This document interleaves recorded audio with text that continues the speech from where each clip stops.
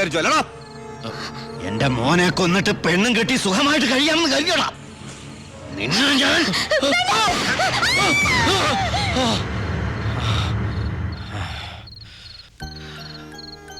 ഞാൻ കാരണം ആ കുട്ടി. ഏയ് വേണ്ട.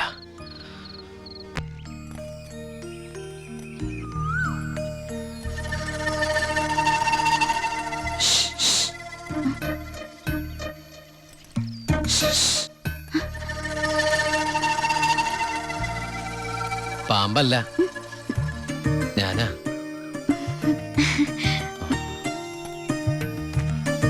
കുട്ടി ഞെട്ടിയോ? ശബ്ദം കേട്ടപ്പോ ഞാൻ വിചാരിച്ചു പാമ്പാണെന്ന്. അല്ല, അത് ഞാനൊരു കാര്യം പറഞ്ഞോട്ടെ. ആരെങ്കിലും കണ്ടാലെന്താ? കല്യാണത്തിന് മുമ്പ് ഇങ്ങനെയൊന്നും പാടില്ല. എനിക്ക് കല്യാണത്തിന് മുമ്പേ ഇങ്ങനെയൊക്കെ പാടൂ. കുട്ടി എന്റെ കഥയൊന്ന് കേക്കണം. കഥയൊക്കെ എഴുതുവോ? എന്നിട്ട് വല്ല വാരികയിലും പ്രസിദ്ധീകരിച്ചോ? ആ കഥയല്ല, ഇതെന്റെ ജീവിത കഥയാ. കുട്ടിക്കൊരു സത്യം അറിയോ? ആദ്യമായിട്ട് ഞാൻ ദുബായിക്ക് പോയത് ഫ്ലൈറ്റിലല്ല, പിന്നെ കള്ള ലോഞ്ച് കയറിയ. അവിടെ എത്തും മുമ്പ് ആ ലോഞ്ച് മുങ്ങി. ഈശ്വര, എന്നിട്ട് വല്ലതും പറ്റിയോ? ഞാൻ ആ കരയിൽ കിടന്ന്, അല്ല കര കാണാ കടലിൽ കിടന്ന് മരണത്തോട് മല്ലടിച്ചു. പിന്നെ എനിക്കൊന്നും ഓർമ്മയില്ലായിരുന്നു.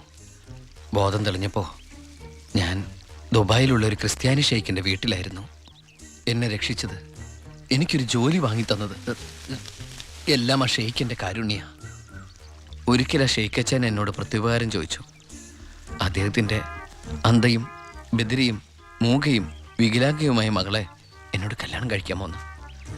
ആ ഷെയ്ഖിന്റെ മുമ്പിൽ ഞാൻ ഷോക്കായി. കടപ്പാടുകൾ മറക്കാത്ത ഞാൻ അതിനെ സമ്മതിച്ചു. ഞാൻ തിരിച്ചു ചെല്ലുന്നും കാത്ത് അന്ധയായ ആ കുട്ടി കണ്ണിൽ എണ്ണൊഴിച്ച് കാത്തിരിക്കുക.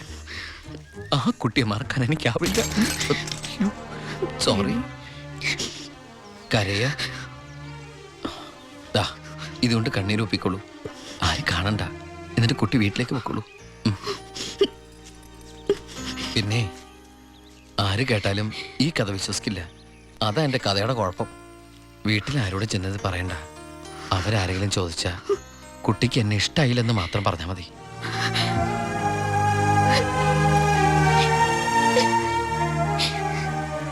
എൻ്റെ സർപ്പത്തമാരെ, അറിയാലോ എൻ്റെ അവസ്ഥ.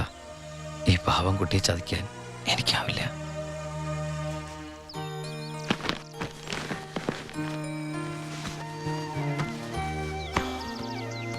ഭാരതീയമ്മ എന്താ പിണങ്ങിയിരിക്കുക? നിന്നെ കണ്ട് കൊതി തീർന്നില്ല. അതിനു മുമ്പ് പോവല്ലേ? കുറച്ചു ദിവസം കൂടി. അമ്മ എന്താ ഈ പറയണേ? എനിക്ക് ഇന്നെ തിരിച്ചു പോയേ പറ്റൂ. ഞങ്ങളുടെ അവധി എന്നൊക്കെ പറഞ്ഞാ ഏതാണ്ട് പരോള് പോലെയാ. പറഞ്ഞ സമയത്ത് തിരിച്ചെന്നില്ലെങ്കിലേ തൂക്കിയെടുത്തോണ്ട് പോവര്. പിന്നെ ആ ജീവനാന്തം ജയിലില്ല. അല്ല, വെയിലില്ലേ ഈ അറബിയുടെ അടിമപ്പണിയൊക്കെ ചെയ്തിട്ട്.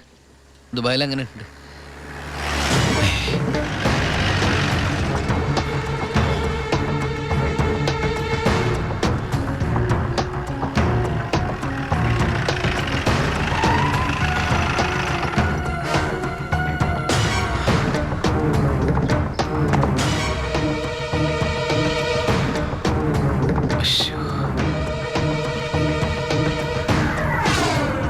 ഏട്ടനെന്താ പതുങ്ങി നോക്കുന്നത്? പോലീസ്. അയാൾ ആ ഗോപികയുടെ അടുത്ത ബന്ധുവാ. ഈശ്വര, ഇങ്ങനെ ഒരു ബന്ധു ഓർക്കുണ്ടായിരുന്നു. അതെന്താ ഉണ്ടായാലും? അല്ല, ഒരു വല്ലാത്ത വൃത്തികെട്ട രൂപമല്ലേ. അങ്ങോട്ട് മാറിക്കാ പെട്ടി ഒന്ന് പെട്ടെന്ന് പൊടിക്കോട്ടെ. ഇത്രയും വലിയ തറവാട്ടിന്ന് ഇത്രയും നല്ല ചെറുക്കന്റെ ആലോചന, അതും ദുബായിക്കാരന്റെ. വല്യേട്ടൻ ഫോൺ ചെയ്ത് പറഞ്ഞപ്പോ നിന്റെ ഭാഗ്യമായിട്ടാ ഞാൻ കരുതിയത്. എന്നിട്ടിപ്പോ നിന്റെ ഭാഗത്ത് നിന്ന് കല്യാണം വേണ്ടാന്ന് പറയാൻ എന്താ കാരണം? ഇനി നിനക്ക് ആരോടെങ്കിലും പ്രേമം പറ്റുകൊണ്ടോടി? പിന്നെന്താ പ്രശ്നം? വല്യേട്ടന് എന്തെങ്കിലും സംഭവിച്ചാ പിന്നെ നിനക്ക് ആരാ ഉള്ളത്? നീ എതിരൊന്നും പറയണ്ട. ഇത് നിന്റെ ഭാഗ്യമായിട്ട് കരുതിയാ മതി. വല്യേട്ടനാണെങ്കിൽ ഉറപ്പിച്ചോ, ബാക്കി ഞാൻ ഏറ്റു. എന്തായാലും ചെറുക്കൻ പോണ ദിവസം വന്നത് നന്നായി. ഉണ്ണിയൊന്ന് കാണാലോ. വല്യേട്ടാ, ഞാനൊന്ന് ഉണ്ണിയെ പരിചയപ്പെട്ടിട്ട് വരാം.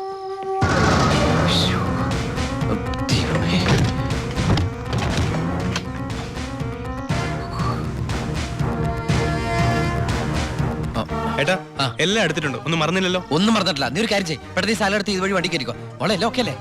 അമ്മേ, സമയമായി അമ്മേ. അമ്മ ഞാൻ ഇറങ്ങട്ടോ. എന്തേത് ഇത്തിരി അച്ചാറും പലഹാരങ്ങളും എന്റെ അമ്മ ഈ സാധനങ്ങളൊന്നും അങ്ങോട്ട് കൊണ്ടാൻ പറ്റില്ല അവിടുന്ന് തരുന്ന ഫുഡല്ലേ കഴിക്കാൻ പറ്റുള്ളൂ ഭയങ്കര സ്ട്രിക്റ്റ് അല്ലേ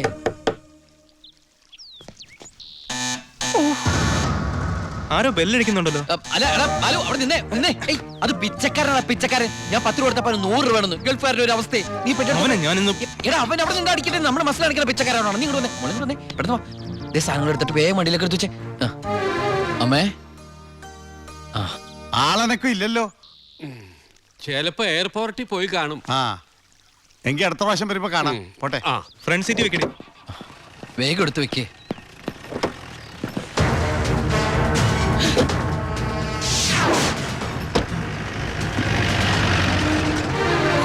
അയാള് പോയി ആ നിർത്ത് നിർത്ത് നിർത്ത്. ആ പൊറോട്ട എടുത്ത്. ആ അയാള് വരുന്നു അയ്യോ എന്താ എന്ത് പറ്റി? ഓ എന്തൊരു ചൂടാണ് അത് ഭയങ്കര ചൂട് ഞാൻ ഒന്നുകൂടി കുളിച്ചിട്ട് വരട്ടെ നാട്ടുവെള്ളത്തിൽ ഒന്ന് കുളിക്കണമെങ്കിൽ എത്ര നാൾ കഴിയണം ദുബായ് കിട്ടുന്ന വെള്ളമുള്ളടാ ഡീസൽ അല്ലേ ഡീസൽ ഓ.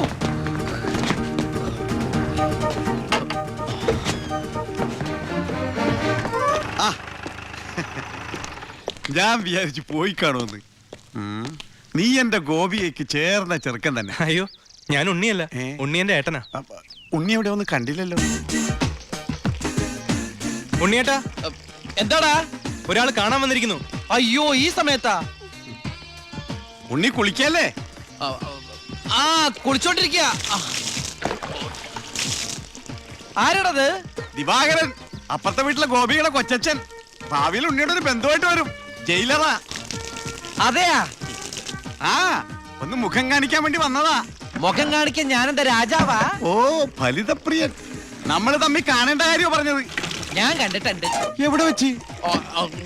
ഞാൻ സോപ്പ് വെച്ചോണ്ടിരിക്കുക അതുകൊണ്ട് കേട്ടത് മാറിപ്പോയതാ വരുന്ന വഴിക്ക് കണ്ടുന്ന് ഓ അങ്ങനെ. ഓ പിന്നെ പോയിട്ട് ഇത്ര ധൃതി ഉണ്ടായിരുന്നു. 12:30 ട്രെയിൻ. പെട്ടെന്ന് ഇറങ്ങുമാവോ? ഏയ് വൈകും വൈകും ട്രെയിൻ മിസ്സാക്കണ്ട വേഗം പുറപ്പെട്ടോളൂ നമുക്ക് നാളെ അവിടെ വെച്ച് കാണാം അവിടെ വെച്ചോ? നാളെ എവിടെ വെച്ച്? സോപ്പ് വാഴി പോയതായിട്ട് പറഞ്ഞത് മാറി പോയതാ അടുത്ത വരവിന് ഇവിടെ വെച്ച് കാണാമെന്ന് ആ ശരി ശരി എങ്കിൽ ഞാൻ ഇറങ്ങുന്നു. ആ ഇങ്ങോട്ടെന്ന് വെച്ച പൊക്കോളൂ ഞാൻ ഈ ഗ്ലാസ് എടുത്തോട്ടെ. ഗ്ലാസ്സാ ഗ്ലാസ്സിലെ ചായ കളഞ്ഞിട്ട് അമ്മയോട് വെച്ചിട്ട് എടുത്തോളൂ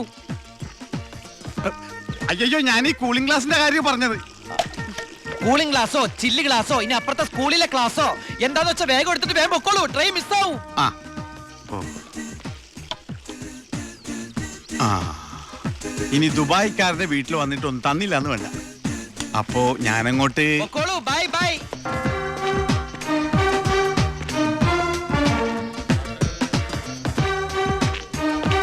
ആ ഇതാര്? പണ്ടോർക്കലം വെച്ചിരിക്കണ എന്റെ ക്ലാസ് ആടാ സത്യത്തിൽ ഇയാള് പോലീസ് അതോ കുള്ളനാ കള്ളനാ? നീ നാട്ടിലൊക്കെ പോയൊന്ന് മിനിങ്ങിയിട്ടുണ്ടല്ലോടാ പരമശിവം. അത് സാറി ഗ്ലാസ് വെച്ച് നോക്കിട്ട് തോന്നണതാ പരോള് കഴിഞ്ഞു വന്നപ്പോ നീ എനിക്കെന്താ കൊണ്ടുവന്നേ? വെച്ചാലിണങ്ങാത്തൊരു കൂളിംഗ് ഗ്ലാസ് അതില്ലേ? ഇവനാ ഇത് ദുബായിലുള്ള എന്റെ ഒരു ഫ്രണ്ട് തന്നതാ. ഫ്രണ്ടോ ആ ഫ്രണ്ട് എന്ന് പറഞ്ഞ ക്ലോസ് ഫ്രണ്ട്. ആ കക്ഷിയെ കൊണ്ട് എന്റെ വലിയേട്ടന്റെ മോളെ കെട്ടിക്കാൻ പോവാ. ചെറുക്കന്റെ സ്വഭാവമൊക്കെ അന്വേഷിച്ചിട്ട് പോരെ കല്യാണം ഇല്ല പരമശിവ? ഞാൻ ആരാ? പോലീസാ. ആഹാ. ആ. അപ്പൊ ആ സംശയവും തീർന്നു. ഡാ, ഏ? ചെക്കനെ കുറിച്ചുള്ള ഫുൾ ഡീറ്റെയിൽസ് എടുത്തു. ആണാ? അവന് 24 ക്യാരറ്റാ. എന്റെ വ്യാകുല മാതാവ് എന്നെ കൊല്ലും. ചുമ്മാ ഇരുടാ ഇത് കണ്ട ഇതവന് ദുബായിക്കുള്ള കത്താ. എന്തിനാ ഇപ്പൊ കത്ത്? കാര്യം അങ്ങോട്ട് നേരിട്ട് പറഞ്ഞൂടെ? അതിനും ദുബായിക്ക് പോയില്ലേ? ആ അവൻ ദുബായിലെത്തി. ഇത് വെറും ഒരു കത്ത് മാത്രമല്ല, ഒരു ലിസ്റ്റ് കൂടെ ഉണ്ട്. ഏ? ഒരു DVD, ഒരു TV, ഒരു മൊബൈൽ, അങ്ങനെ ചിന്ന ചിന്ന സാധനങ്ങള്. പോലീസല്ലേ മോനെ, ഓസിന് കിട്ടിയാ വിടുവാ. കാശിനൊക്കെ ഇപ്പൊ എന്താ വില? ടൈറ്റാ. ടൈറ്റാ? ചിന്നാടൻ ബാബുവിനെ ആശുപത്രിയിലാക്കാൻ വേണ്ടി ലക്ഷങ്ങൾ ഏമാർക്ക് വീശിന്നാണല്ലോ കേട്ടത്. എടാ പോടാ പോടാ. അത് ശരി അപ്പൊ അതാണ് അവനോട് കാണാത്തത്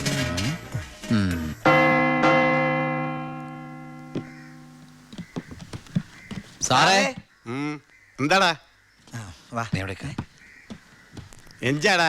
എനിക്കൊരു രഹസ്യം പറയാനുണ്ടായിരുന്നു ഉം. ഞാനിപ്പോ പരോളിന് നാട്ടിൽ പോയി കയ്യെടുക്കടാ. അതെ വിജിലൻസ് ആൻഡ് ആന്റി കറപ്ഷൻ ഡിപ്പാർട്ട്മെന്റിലുള്ള എൻ്റെ ഒരു സുഹൃത്തിനെ ഞാൻ കണ്ടു. ആള് പറയാ ജയിലിൽ നടക്കുന്ന അഴിമതികളെ കുറിച്ച് അന്വേഷിക്കാനായിട്ട് അവര് രഹസ്യമായിട്ട് സ്ക്വാഡിനെ ഇവിടെ ഇറക്കിയിട്ടുണ്ടെന്ന്. ഇവിടെ? ആ കള്ളത്തരത്തിൽ ചിലരെ ആശുപത്രി കിടത്താൻ കൂട്ടി നിൽക്കുന്നവരൊക്കെ പിടിച്ച് അകത്തിടും അത്രേ. അങ്ങനെ എന്തെങ്കിലും ഉണ്ടെങ്കിൽ സാറ് സൂക്ഷിക്കണം കേട്ടോ. അയ്യോ. ആ പിന്നെ ഞാനിത് പറഞ്ഞു ആരോടും പറയരുത്. നമ്മുടെ ഡോക്ടറുടെയും സൂപ്രണ്ട് സാറിന്റെയും പണി പോകുന്ന എനിക്കിത് കാണണം. അവരും കുറച്ചു നാൾ തിന്നട്ടേന്നുണ്ടാ. എന്താ സാർ? ഉണ്ടേ കൊണ്ട് പോയതാ. ആരെ? ഒന്നുമില്ല.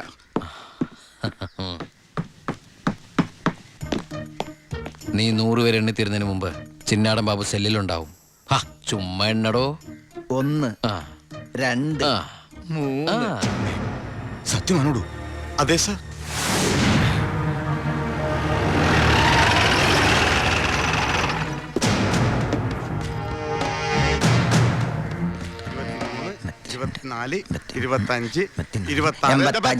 എന്താ കണക്ക് തെറ്റിക്കുന്ന? ഇത് വേറെ കണക്കാണ് സാറേ. ഈ എന്റെ കണക്ക് തെറ്റി. ഞാൻ എവിടെ നിർത്തിയത്? നീ നിർത്തിയതല്ല 85 മുതൽ ഞാൻ ഇവിടെ ആ, നിൽക്കുകയാണ്. 85 86 ഞാൻ എവിടെ നിർത്തിയത്? സാർ 25. ആ 27 28 95 പോടോ. 96 പോടാ. 97 98 99 100. ആ, വന്നല്ലോ വനമാല. ഹായ്, എവിടെയായിരുന്നു? എവിടേക്ക് അന്വേഷിച്ചെന്നറിയാമോ? പത്രത്തിൽ കൊടുക്കാൻ പോയതാ. എടാ, എന്താടാ? നീ സൂക്ഷിച്ചോ. ഓ എടാ ചിന്നടാ, വാളയാർ പരമശിവത്തിന് സെൻട്രൽ ജയിലിനുള്ളിൽ കാശറിയേണ്ട കാര്യമില്ല നിന്നിവിടെ തിരിച്ചെത്തിക്കാൻ. ബുദ്ധിമതി, വെറും ബുദ്ധി. നീയല്ലേ പറഞ്ഞത് എന്നെ ഇവിടെ ഇട്ട് കൊല്ലൂന്ന്? എന്നിട്ട് ഞാൻ പരോളിന് പോയി തിരിച്ചു വന്നപ്പോ നീ ആശുപത്രി പോയി കിടന്ന പിന്നെ എന്നെ ആര് കൊല്ലും? ഇവൻ എന്നെ മൂടോട്ടാക്കി അടങ്ങുള്ളൂ. പിന്നെ മതി മതി, പോയി റെസ്റ്റ് എടുക്ക.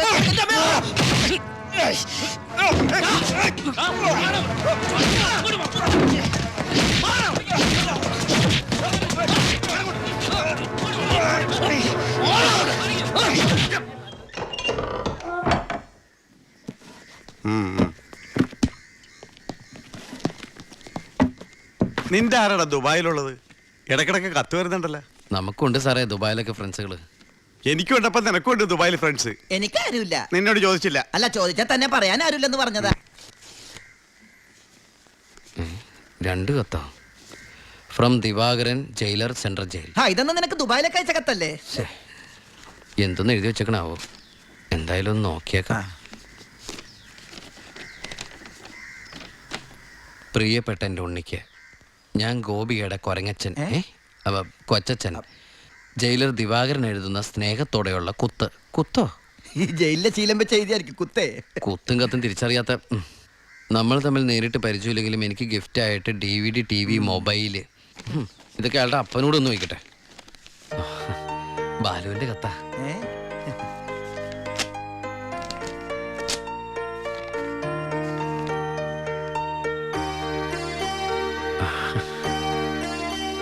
ബാലുവിന് SS സെലക്ഷൻ കിട്ടി. അവൻ ട്രെയിനിങ്ങിന് ചേർന്നു. ബെസ്റ്റ്. ആദ്യത്തെ പോസ്റ്റിംഗ് ഈ ജയിലിലും ആയിരിക്കണം. അയ്യോ, അങ്ങനെയൊക്കെ സംഭവിക്കൂ? പറയാൻ പറ്റില്ല. നിന്റെ ബെസ്റ്റ് ടൈം അല്ലേ, ചിലപ്പോ അങ്ങനെ സംഭവിച്ചേക്കാം. ചുമ്മാ ഇരടാ, മനുഷ്യനോട് പൈലോ ഒന്ന് ടെൻഷൻ അടിക്കുമ്പോൾ അവന്റെ ഒരു തമാശ. എന്നാ നീ ഒരു മറുപടി എഴുത്. നിന്റെ ശിക്ഷ കഴിഞ്ഞിട്ട് ജോലിക്ക് കയറിയാ മതി. എടാ മണ്ട, ഒരു കത്ത് ഞാൻ എഴുതിയാലും വീട്ടിൽ നിന്ന് എഴുതിയാലും കയ്യിലെത്താൻ 1 മാസം എടുക്കും.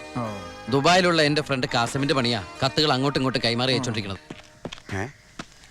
ഇത് ഞാൻ എഴുതിയ കത്താണല്ലോ. ചേട്ടാ, ഈ കത്ത് എങ്ങനെ ഇവിടെ വന്ന്? സാർ ആരും നോക്കണത്? ഇത് കണ്ട, ഞാനിത് ദുബായിക്ക് എഴുതിയ കത്ത. ഇതെങ്ങനെ ഇവിടെ വന്നു? ഇനി ആ പോകുന്ന വിമാനത്തിൽ നിന്നെങ്ങാനും വിടതായിരിക്കോ? ആ വിമാനത്തിന് ഓട്ടയുണ്ടോ? അങ്ങനെയാണെങ്കിൽ ഇത് ആര് പൊട്ടിച്ചോ? അല്ല, ഈ പൈലറ്റുമാര് വെറുതെ ഇരിക്കുമ്പോ എങ്ങനെ വായിച്ചു? റെസ്പോൺസിബിലിറ്റി ഇല്ലാത്ത തെണ്ടികൾ, അന്യരുടെ കത്ത് വായിക്കുന്ന പട്ടികൾ. അല്ല, അനാവശ്യമായിട്ട് എന്തെങ്കിലും കത്തിൽ എഴുതിയിരുന്നു? എല്ലാ ആവശ്യമുള്ള സാധനങ്ങളാ. DVD, TV, mobile. ഇതിപ്പോ എന്റെ കൈ കിട്ടിയ ഇല്ലെങ്കിലോ? ഞാൻ ഈ സാധനങ്ങൾ പ്രതീക്ഷിച്ചിരിക്കില്ലേ? ഏതായാലും ഞാൻ ഇതൊന്നും കൂടി പോസ്റ്റ് ചെയ്യാൻ പോയത്. ഡോണ്ട് ഓപ്പൺ പൈലറ്റ് കൂടി പുറത്ത് എഴുതിക്കോ. അതെന്തിനാ? ഇല്ലെങ്കിൽ ഇനിയും പൊട്ടിച്ച് വായിച്ചാലോ? എഴുതി പോസ്റ്റ് ചെയ്യാം. അയ്യോ പാവം. ഈശ്വര, 1 മാസം കൂടി കഴിയുമ്പോ ഈ കത്ത് തന്നെ ഞാൻ ഒന്നുകൂടി വായിക്കേണ്ടി വരുമല്ലോ.